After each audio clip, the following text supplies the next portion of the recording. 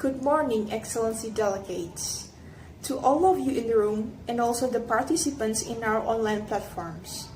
Welcome to the commemoration of the 75th anniversary of the United Nations. This year, United Nations is marking its anniversary in the midst of global pandemic. The COVID-19 outbreak has changed the world order, which affected many aspects in our lives. Today, we are here to highlight the United Nations' role in building cooperation across nations and citizens in the region to the continuous establishment and a better future after COVID-19 through the Asia-Pacific viewpoint. Ladies and gentlemen, before we begin, I kindly ask the participants in the Microsoft Teams and Zoom platforms to switch on your videos and mute your microphones. Without further ado, let us begin the commemoration with the opening remarks from Mr. Antonio Guterres, Secretary General of the United Nations. Dear friends, the 75th anniversary of the United Nations falls in the middle of a global pandemic. Our founding mission is more critical than ever: to promote human dignity, protect human rights, respect international law, and save humanity from war. When the pandemic hit, I called for a global ceasefire. In our world today, we have one common enemy: COVID-19.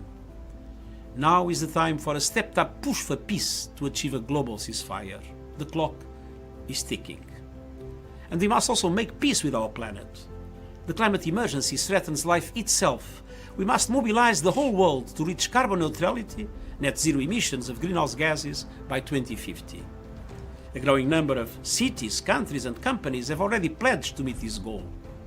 Around the world, we must do more to end human suffering from poverty, inequality, hunger and hatred, and fight discrimination on the basis of race, religion, gender or any other distinction. The months of pandemic have seen a horrific rise in violence against women and girls. We must build on progress. A remarkable global collaboration is underway for a safe, affordable and accessible COVID-19 vaccine for all. The Sustainable Development Goals give us an inspiring blueprint for recovering better. We face colossal challenges. With global solidarity and cooperation, we can overcome them. That's what United Nations is all about. On this anniversary, I ask people everywhere to join together. The United Nations not only stands with you, the United Nations belongs to you and is you with the peoples. Together, let us uphold the enduring values of the United Nations Charter. Let us build on our advances across the decades. Let us realize our shared vision of a better world for all. Excellency delegates, now allow me to invite Ms. Armida Salsiah Ali Shahbana, the Under-Secretary General and the Executive Secretary of ESCAP, to present her special remarks. Ms. Armida, the time is yours. His Excellency Don Pramudwinai, Deputy Prime Minister, Foreign Minister of the Kingdom of Thailand, Excellencies, dear colleagues and friends, ladies and gentlemen, it is my great honor to welcome you to the commemoration of the 75th anniversary of the United Nations. This milestone is a historic opportunity to shape our future together in the Asia-Pacific region and beyond. Deepest appreciation to the Royal Thai government for your gracious hospitality, unmatched generosity, and unwavering support. As we mark the 75th anniversary of the United Nations, compassionate leadership and inclusive multilateralism are as relevant today as they were 75 years ago. Let us seize this defining moment of our time. We must shape the Asia-Pacific region's shared prosperity for all together. Thank you. Thank you, Ms. Armida. And now we are going to move to the second section, the regional conversation with the SDG innovators. I would like to hand over the time to Mr. Kafeh Zahedi, the Deputy Executive Secretary of ESCAP, to moderate the conversation. Mr. Zahiri, over to you. Thank you very much, Kavita. Excellencies who've joined us here in the room and the hundreds of people joining us online, a very warm welcome to all of you. Let us now turn to our first speaker. She is Ms. Sonika Manandha, who is the co-founder of Aloy Technologies, which is a fintech platform that helps bridge the financing gap faced by green micro-entrepreneurs. Sonika, if I could come to you first, can you tell us a little bit more about what fintech is and what your fintech platform is all about? How is it helping, in a way, with the dual challenge of closing the financing gap for micro-entrepreneurs at the same time as promoting green investment? Sonika, over to you. There is a need for a smart and efficient investment towards grassroots. And we have built a platform to do that, whether it is for providing microcredit or training or even conditional cash transfers, all while saving humongous operation cost. We are sector agnostic and location agnostic, and we are also easily adaptable. So whether it is in agriculture, education, health, or renewable energy, we welcome development partners, foundations, the private sector, or individual like any one of us to explore possibilities with our technology and together achieve sustainable development goal, one micro entrepreneur at a time. Yeah, so that's what we have been doing. Thank you. Sonika, thank you so much. And you know, some of the questions that have been coming in, you've in a way helped us answer, because many of the questions were, it's such a big agenda, sustainable development goals or climate change. Is there anything I can do? Is there anything we can do? And I think you've helped answer that by linking your solution, your very ready-made solution, to the big problems that are embedded in the SDGs, whether it's the air pollution, whether it's the climate action, whether it's the decent work. So thank you so much for kickstarting our conversation in that way. Thank you. Let's now turn to our second speaker. We're going to turn now to Ms. Daya Roro Esti Widya Putri, who is an elected member of parliament in Indonesia and also co-founder of the Indonesian Energy and Environmental Institute. Ibu Daya, your background and role is truly exceptional, because you're both a lawmaker and an innovator. And with this dual role in mind, and having heard from the many innovators from around our region, what are the possible ways for decarbonization in our region to reach a much broader scale than we have right now? And as you guide us from your experience, what are the respective roles of innovators on the one hand and legislators on the other hand in driving this decarbonization, but driving innovation towards sustainability in general?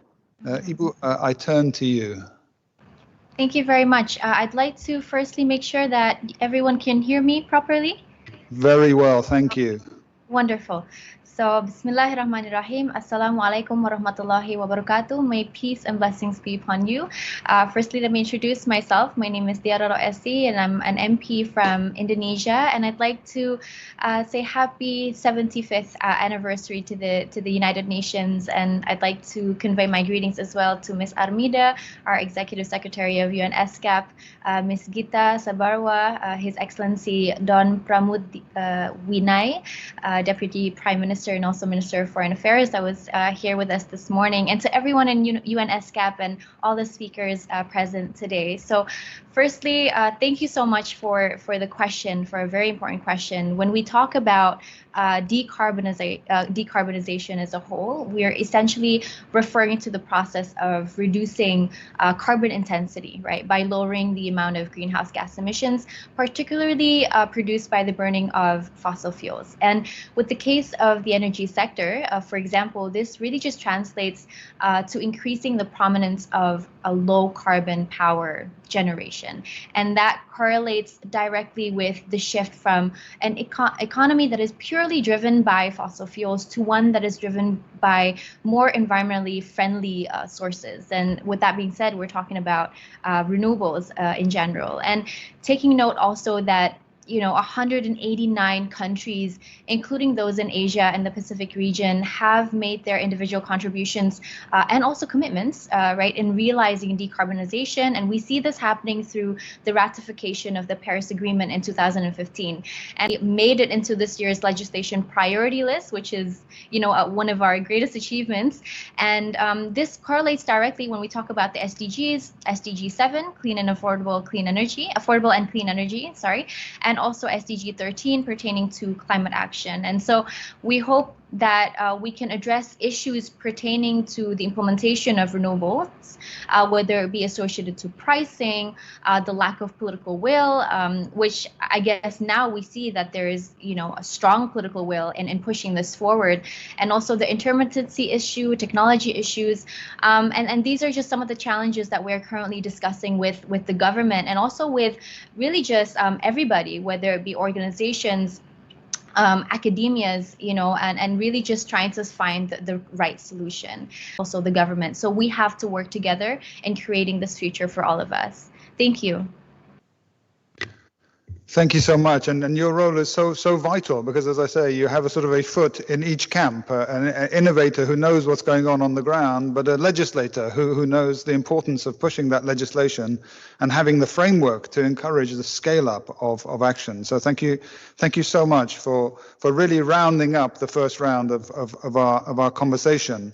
Thank you for your insights, for bringing so much inspiration, for your leadership, and for carrying really the mantle of our sustainable development agenda forward. The work you've shared today is indeed a huge inspiration for all of us. With that said, and apologies for the slight tardiness, I hand back over to our MC. Thank you so much, Mr. Zahedi. It was a great conversation with the inspiring young innovators.